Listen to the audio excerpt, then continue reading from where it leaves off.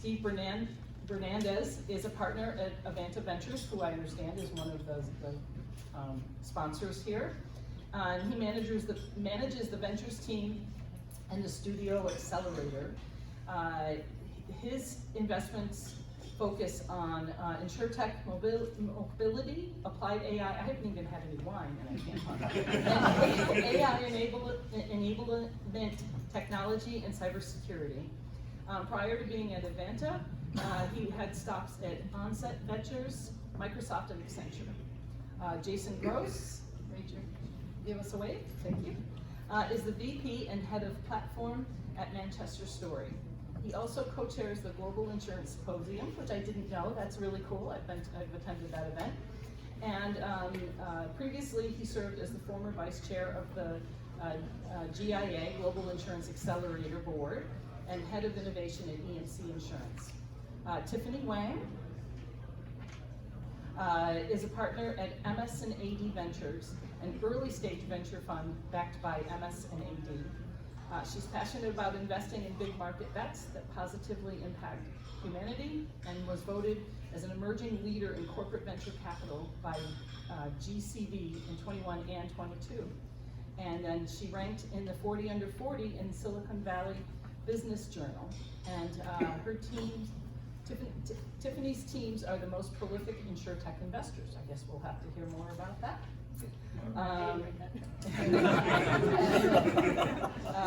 Josh Curry is head of distribution for the Americas for Serious Point, where he leads corporate venture investments. Josh has held roles in underwriting, operations, and investing across recognized carriers, including Travelers, Markel, and Zurich. So I'm going to find my way to the other side here, and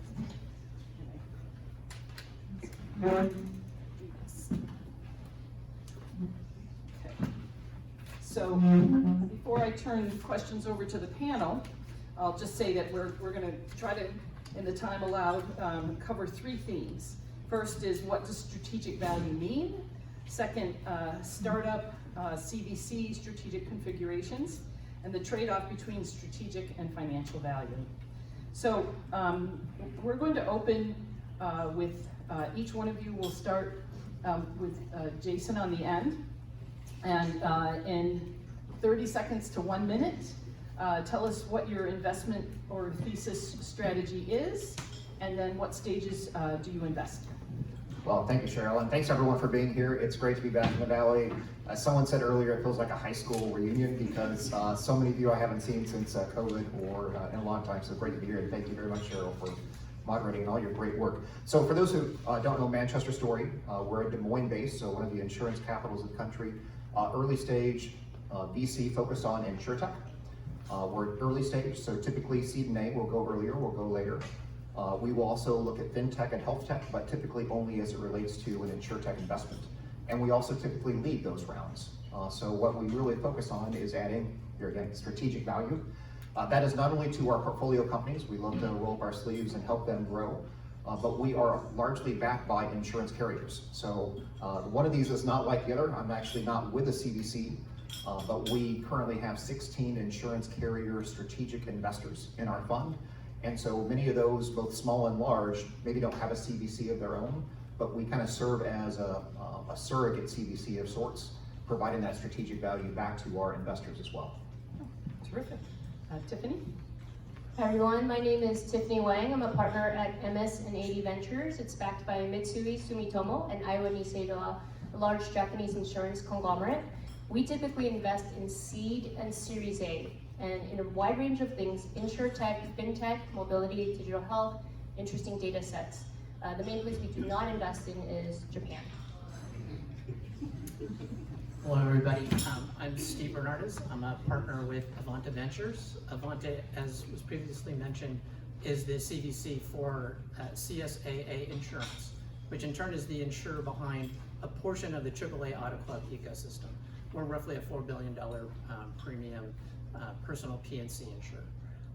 We're investing at the seed, Series A, and Series B stages in areas, and you're going to hate this, data-enabled control point businesses that leverage new data insights to create barriers to entry and new business models that disrupt incumbents. There'll be That's a the party quiz. line. Bingo. All the words. Josh? Sure, Josh Curry, I lead distribution at Serious Point, and for point of clarity, my colleague Richard Wang actually leads corporate ventures, wonderful man. I support him very much on all of these deals. So we like to think about ourselves as sort of a three-pronged approach. We are a reinsurance carrier, we are a fund built off balance sheet, we like to do paper, capacity, and investment.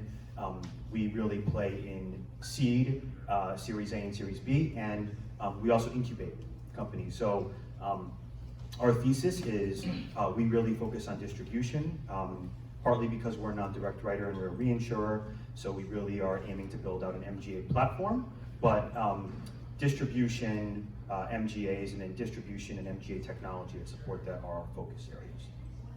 Terrific. And I just want to clear everybody's question in their minds. Josh has already told me he is not related to Steph Curry.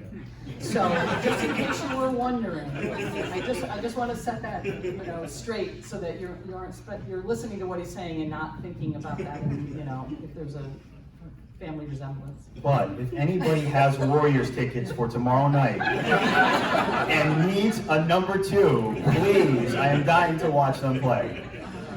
Yeah, we're hoping they have a better performance tomorrow night than last night, that's for sure. Yeah. So the first topic is, what does strategic value mean? And I'm going to pose this question to Steve and Josh. So Steve, you can go first, and then we'll have Josh follow. The term strategic value is somewhat nebulous.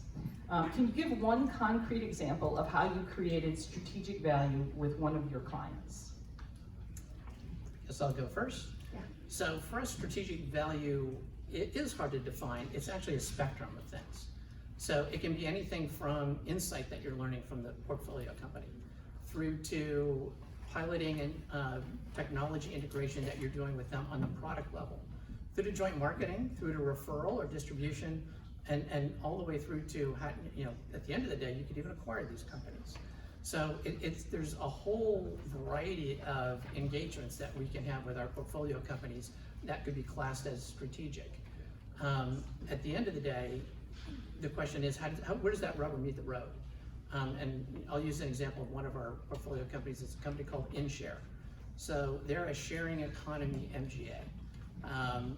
This was a company that the founders had experience running the insurance businesses around at one of the top 2 ride-sharing companies, as well as the leading home sharing company.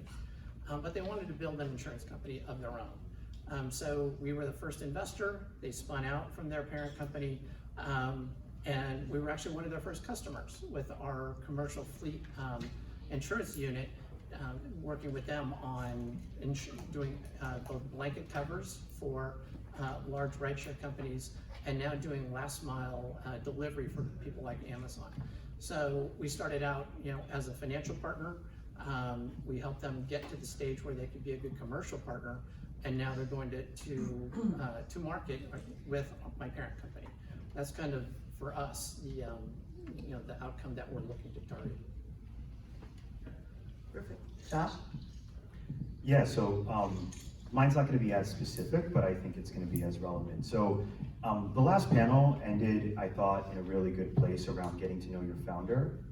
So in my mind, you can't really understand strategic until you understand the founder and their vision, right? So I'd like to say that, strategic value is love. And I really genuinely mean that. I mean, we sit up here and, engage with them and we do help them build, but at the end of the day, we're not the ones waking up in the morning thinking if we're gonna make payroll, right? So in my mind, when I'm working with these people and people ask me my job, I often say that my job is customer service. And I really mean that. I engage with my founders, I build with them, and I'm sort of lucky to understand what they're trying to build. And until I listen to them and understand them and think about their vision with them, I can't really be strategic, right? Let me give you an example, right? Alan Ringwald over here, he's building an amazing company. It's taken him 5 years and he couldn't walk for almost 2 years, right? But he's gone through it, he's building it, right? Go talk to him, right? He's building a great company if you're investing.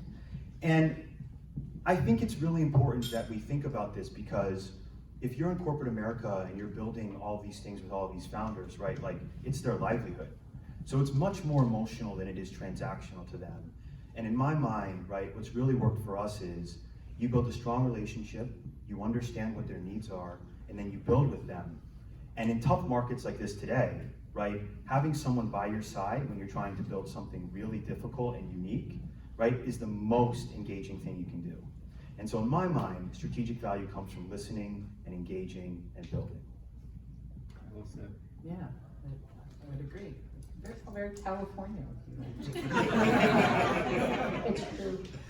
Right. So, terrific energy. Wonderful. Trying to be raw, you know, Grits gave me a hard time. He's like, enough with the academic answers, Josh. Go give me something. Yeah. We love you, man. Yeah. So, the next question, we'll have Tiffany and then Jason. So CVCs oftentimes use their business units or LP investor business units for validation of a strategic fit. How do you go about approaching your business units, and is it a plus if the startup is already working with your business? So how we work is a little bit different than traditional CVCs. We're actually VC plus C. So we operate like a normal institutional VC, but with the backing and the benefits of a large corporation. So on the VC part, we're structured that we can move fast and all the decision making stays within our team. We believe that's how we get into competitive deals, especially in the early stages. We also understand that, you know, early stage companies cannot be working with a very large corporation, you know, early on, right? But separately, we actually have a business development team, and we have several members of our business development team here today.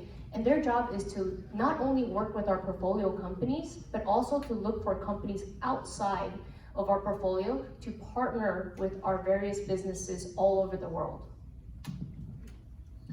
Yeah, so Cheryl, like I mentioned earlier, being backed by multiple insurance carriers, part of our strategic value back to them is kind of access to everything that we see. You know, as a VC, we see a lot of deals. In fact, one of my associates, Mess Jensen, is also here in town. There he is, Mess. And what we do is we share 100% of our deal flow with every one of our companies, so that they, you know, if they don't have staff to go out and kind of source deals on their own, we share 100% of our deal flow. So anytime you meet with Mess or myself or any of our team member, that goes onto our deal flow. And we review that with every single one of our companies every single month, so that they can see what's happening in the marketplace. But it's symbiotic, because we're also then getting that immediate feedback from them. What problems are they trying to solve? What opportunities are they tracking in the marketplace? What do they like? What do they not like? And kind of the second part of that question, it's you know, it's the gravy, it's a bonus if they're already working with a company that we're looking at and give us that direct feedback as far as their experience from the carrier side. So we're able to get that from multiple sources, and it's worked pretty well for us so far. Not only do we have many, you know, commercial relationships, we had our first exit to an investor company even last fall. So that's kind of you never plan for that, but when it happens, it's a win-win-win. So this is on the list of questions, but as a insurance regulatory attorney, I'm curious who looks at the regulatory viability of those companies. Is it you, or is it the insurance companies? It can be either, and oftentimes both. I mean, that's why we're constantly seeking their feedback and input, especially if it's something that we think might be regulatory. We will ask for input from our strategic partners, those insurance carriers, during our vetting and diligence process, because they can oftentimes give us that direct feedback as to what to look for. Yeah, they know if the regulators are going to throw up all over it, and Exactly. Truly, that does happen. So the second theme we'd like to have our panel speak about is a startup CVC strategic configurations. So Josh and Jason, one of the most common configurations for strategic value is risk capital plus operational capital. How do you see successful CVC invest and provide balance sheet capacity in deals? Go ahead. Sure. So that's really what we offer in the marketplace. So if you're starting an MGA and you got a great idea, come see us. So I think there are two things that I think are immensely valuable. Is I think reinsurers and insurance companies have created durability and competitive advantage over a long period of time, right? So I think understanding how to make money in your function, in your thesis, with what you're doing. I think having a partner that's really vested in you, not just thinking about their reinsurance structure or their balance sheet, but really thinking about what's your product? Is it going to win in the marketplace, right? Is it priced effectively? Are you going to create sustainability, right? I think those things become even more relevant to people like us when we're on the cap table. Because I think what you see today in a lot of places is the public markets are really showing us that it's very difficult for Insurtechs, even if they've been around for 5 or 6 years, to compete with the Progressives and the Travelers and so on. And really no one's seemed to have figured it out yet. I will say though, from a strategic perspective, there is one company that has done a really great job, and that's Lemonade, right? Lemonade hasn't really found the ability to make money yet from an underwriting perspective, but hold on, okay? But I think that's really difficult in this marketplace, given the sustainability of these carriers who have been around for 100 years. But if you read Lemonade's customer experience, it is like USAA or Chewy, right? Like if you're a military veteran or if you buy pet food, like those things are immensely valuable to you, right? Lemonade has actually figured out how to engage the customer in a very unique way, and somebody somewhere helped them get there. And I think that there's real value in having the right partner, understanding pricing, customer engagement, market trends, who's vested with you to really help you build. Amen. And actually I agree on Lemonade, except my analogy is how many times did Amazon almost go bankrupt when they were just selling books online and everyone thought they were crazy, but they nailed that customer experience and they had help along the way to grow immensely. And here again, while we're not a CBC, being backed by so many insurance carriers, that's the other half of that strategic value question, is when we make that investment, it's like, how can we help them grow? And instead of just trying to connect with one solution, whether it's capacity, whether it's help with talent, whether it's help with a technology question, that's why we roll up our sleeves. That's why we're here. Yes, as venture capitalists, our first job is to make money, but we only make money, we can only be successful when our founders are successful. We have 30 companies in our portfolio so far, and I think every single one, we have helped them in one or more significant ways connect with one or more of our strategic partners. And that diversity is kind of our secret sauce. I mean, we have property casualty insurers that are investors, we have financial services, life companies, medical malpractice, dental, vision, chiropractic, med mal, you name it. We probably have an investor from that part of the industry. And that's really exciting for us though, to be able to leverage that breadth for our founders as well. Well, I jumped into the deep end on Insurtech early and started going to all the conferences and reading as much as I could on it. And in the beginning, and I would mentor at the accelerator programs and so forth. In the beginning, I think the Insurtechs were like, we're gonna come in here and push these, the industry out. And the industry was like, who are you? You're a bug and we're gonna squash you, right? And what happened, I think, was the best possible scenario, which is for them to realize they both had things to offer each other. You're absolutely right. And prior to Manchester Story, I worked for an insurance carrier, did strategic investments, but I also remember like 4 or 5 years ago when the ball got rolling, that for many founders, taking money from a carrier just seemed like, evil, Yeah. or like a bad thing to do. And I think it's been great to see, and it's because of the strategic value that all of us bring for founders, that, taking money from a carrier back to VC actually can be a very beneficial thing and doesn't rule out. There was even that kind of this rule there for a while. If you're going to take money from one, take money from more than one. So you don't have just one carrier on your cap table. You can have, maybe 2 or 3, so that, some of those competitors may not think that you're just in bed with one particular carrier. But that's also, just something to keep in mind Yeah. structurally too. Yeah. And I think we're going to touch on that as well. Next question for Steve, and then again for Jason. Another strategic configuration is to be a customer and go-to-market partner of your portfolio company, and what are the best types of customer/investor deal terms you can make for your portfolio companies? Why don't we let Steve start with that? Thank you. In terms of, part of that question was customer/investor, and we like to keep those two things separate. At the end of the day, we want to invest like a VC and then partner like a great partner should on the enterprise side. And part of the reason is you can start to mess up a cap table if you start to put hair on an investment deal that's on the commercial side. So putting that to the side, at the end of the day, we want, these companies are not going to be useful from a partnership perspective unless they're successful. And so we want to help them be successful. What do they need? They need to show proof points around hiring, around product, around business model, and around scaling at the end of the day. And so we look to see where can we add value along that kind of journey.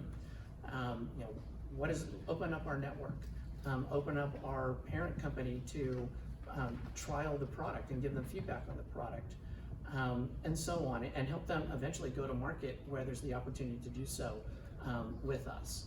And so that's kind of we look at it as a journey that will, starting from the first check all the way through to whatever the outcome is. Yeah, I don't have much to add since I think I partially answered that question last time. But coming from the carrier space originally, most of the deals that I did back in the day were with companies that we either had or intended to have commercial agreements with. And that was part of our strategy for writing the check, is that we would also have an opportunity to influence in a positive way through our commercial agreement, the growth and development of those services. And that's certainly one strategy. Now I get to see the other side, being on a broader VC, is that we don't go into any deal with the expectation or any type of guarantee that our insurance carrier investors will be a customer. But it's certainly then that benefit and that kind of direct line to multiple potential customers by going through that deal. Terrific. Tiffany, you've been working in corporate venture for a long time, although you look very young to me, so I don't know if this was David's words. And also spent several years on innovation and partnerships globally. What are some common challenges or mistakes made by CVCs trying to navigate strategic return, and what are some best practices? I'm just curious, how many of you are startups here? And how many are corporates or carriers? Okay, interesting, a lot more startups. So I've actually been on both sides. I've worked in startups, built companies. Not knowing where your paycheck is going to come from in 6 months, is a little bit scary, right? And I've also been on the corporate side. So prior to joining MS and AD, I was with another CVC called Singtel, and it was backed by Singtel Group, a very large Singaporean conglomerate.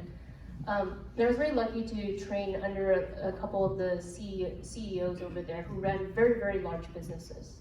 They might be running business units that are, a couple $100 million, P&L, and they're like, Tiffany, 10 million, 20 million, doesn't make a difference to me, right?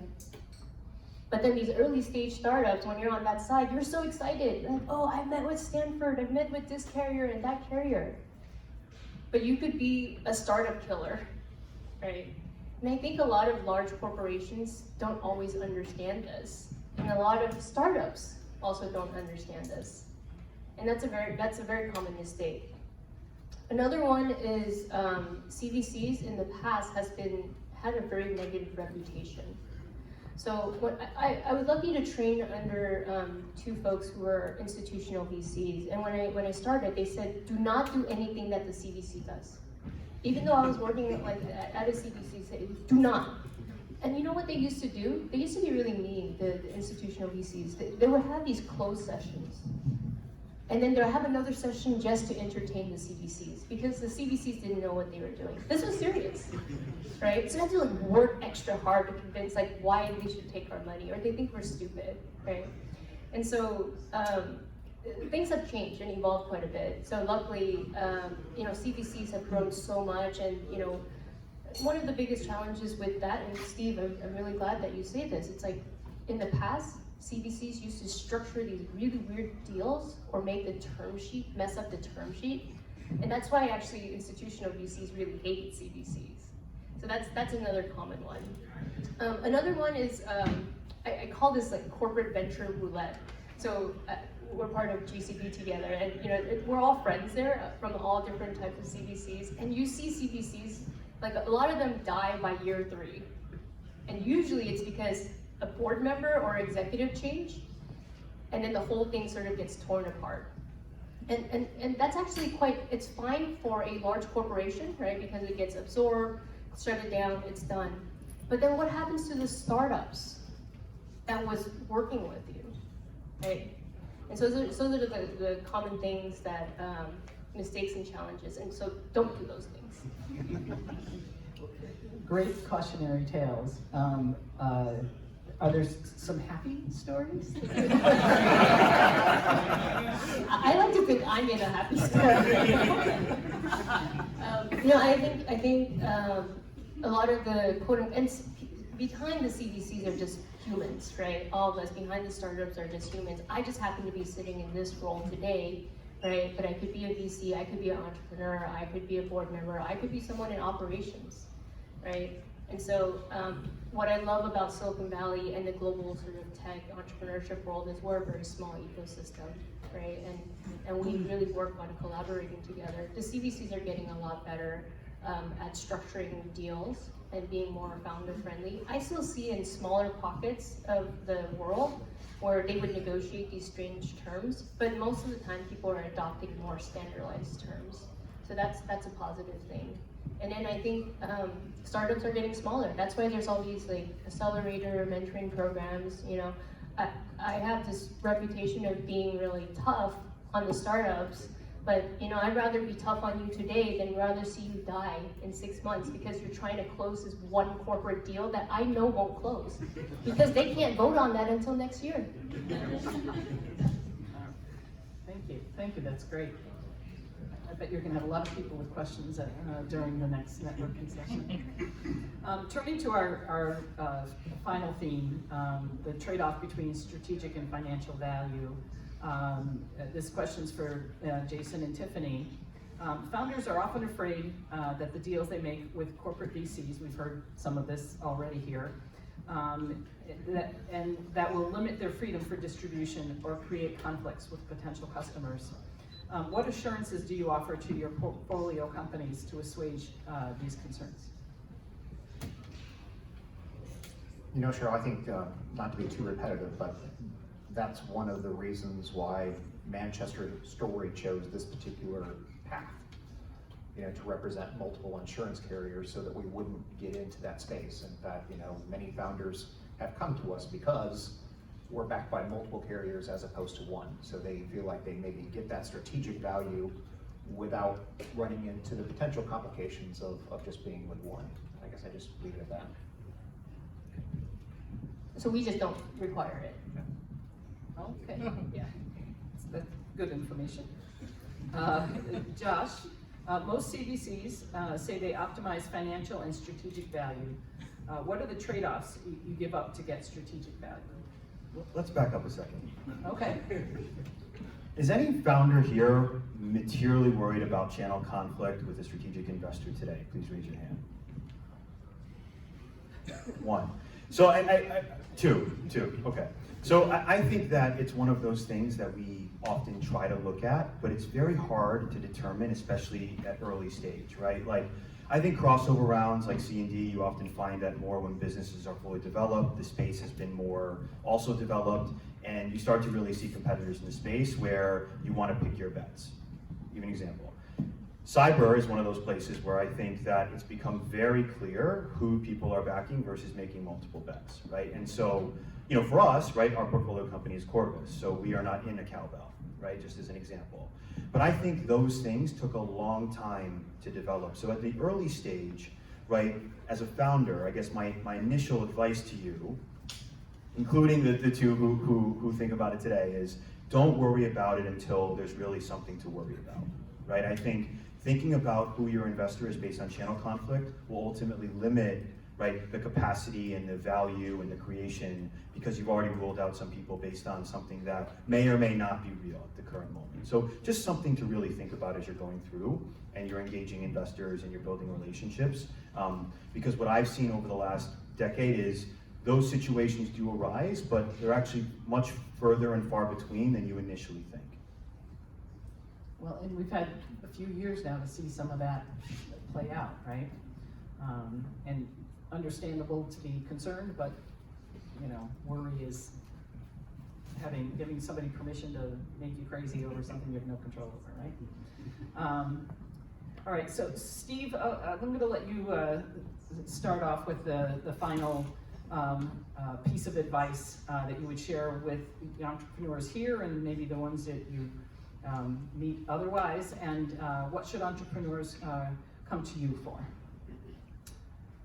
So I'm going to recast that a tiny bit. And so it's kind of obvious what they should come to us for. My parent company is an insurer behind AAA. So there's a brand there on the AAA side. There's a set of products that CSAA sells. And to partner with us, it would be kind of straightforward to come to us for that. You know, we're not in a lot of areas within the, you know, don't come to us for life or for, you know, for other types of insurance. But my advice for the entrepreneur would be, just like you would for any financial VC, you know, we used to say money is free. That doesn't seem to be the case today. But for any investor, understand what they're good at and what they bring to the table over and above the money, and you know, prioritize your outreach based on that. So financial VCs, they bring certain sets of interesting, differentiated abilities to what they can offer you. Same thing with CBCs. Josh? Can you ask the question one more Of time? course. And, Steve sort of pivoted on me, so I thought about what he said and just please. Well, and if you think there's, you know, a better focus than the question, just, you know, it's David's fault. He wrote the questions. David, I think she's getting more laughs than you. Okay, what is one piece of advice you would share with entrepreneurs, and what should they come to you for? So I would say, you know, very relevant for this group if you're starting up, right? Capacity and investment right now are very tight, right? I mean, even if you look back 8 weeks ago, the market was very different, right? So I would say, you know, there are a couple of things, right? Strategy and advice, right? Which a lot of this group has already talked about is, you know, how do you think about your product? How are you thinking about building out your team? You know, how are you thinking about distribution? Those types of things, whether that be tech or as an MGA or as a broker or whatever sort of Insurtech oriented item you're in, you know, get advice, right? I think that's A. I think B is you really want to make it financially viable for both parties where interests are really aligned, right? So today, right, I think it's a lot harder for an MGA at sort of ground level, especially in a tough arena.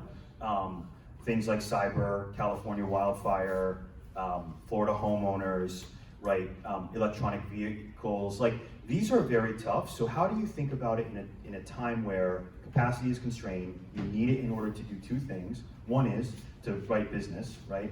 And the other thing is to help investors see that your product actually works, right? So the way that I think about it is in a partnership, it's like, hey, how do we both capture upside? How do we both benefit financially from the carrier taking balance sheet risk in an unproven MGA with an unproven team, right?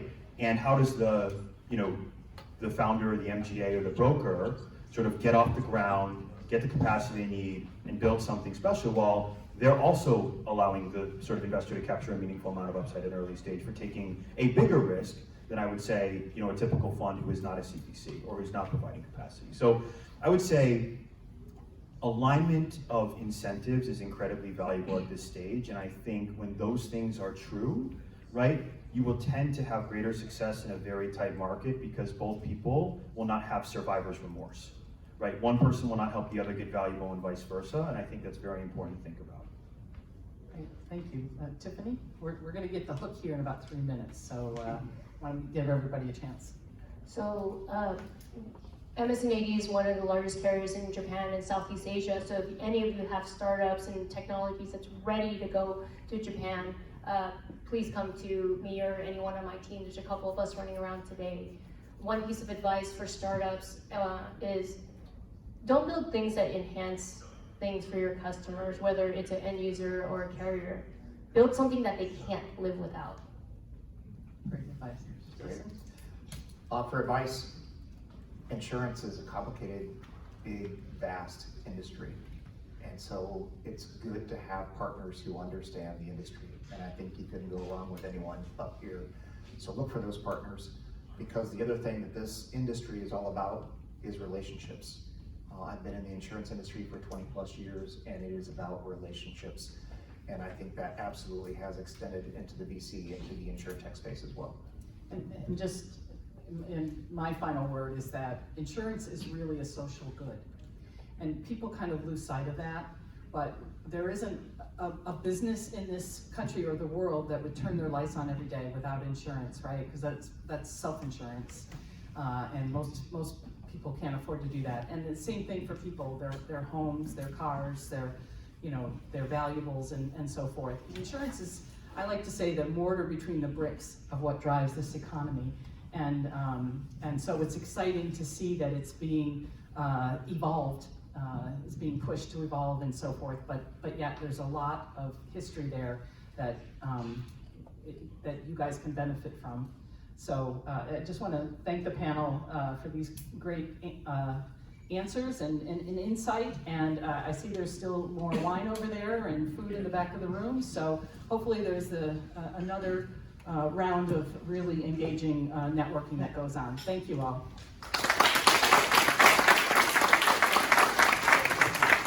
Thanks, Cheryl. Thanks, panelists. So we'll have networking after this, but just quick wrap up for next events. So coming up in June in New York, we have our AI and automation event. For those of you that are able to have some fun, please join us in Santa Fe, New Mexico on July 21st and 22nd for Insurtech Rapids. And then we'll be back here in December, and would be good to tell me your feedback if you like Palo Alto or you like San Francisco better for claims and resilience. So join us, and please take Jason's advice and start your next relationships here.